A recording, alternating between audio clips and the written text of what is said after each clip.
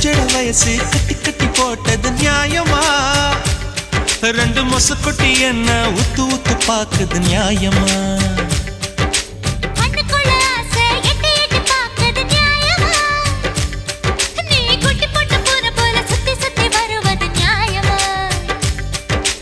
எதையோ மறக்கிற நியாயமா? எதுக்கோ அலையிற நியாயமா? பஞ்சா பறக்கிற நியாயமா?